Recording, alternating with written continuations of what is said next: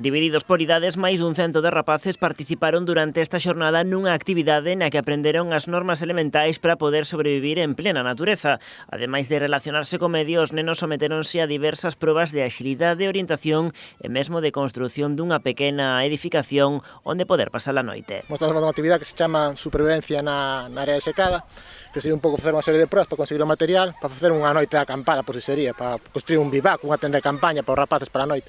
Eles teñen que buscarse un pouco a vida, para coller todo o material que fai falta, cada un vai dicindo o material que quere, pero ao final da actividade montamos unha tienda de campaña con o material que consigan os rapaces. A actividade tamén busca que os máis pequenos tomen contacto coa natureza que os rodea dende ben cativos. A idea é ensinarlles que para beneficiarse de todo o que nos ofrece a nosa contorna non é preciso danala, senón que se debe facer un aproveitamento sostible dos seus recursos.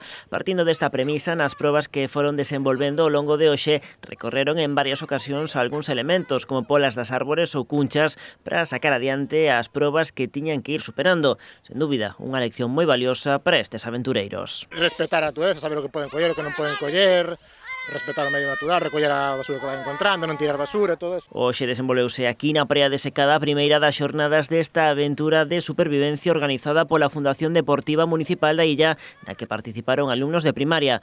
Mañá será a quenda para os grupos infantil.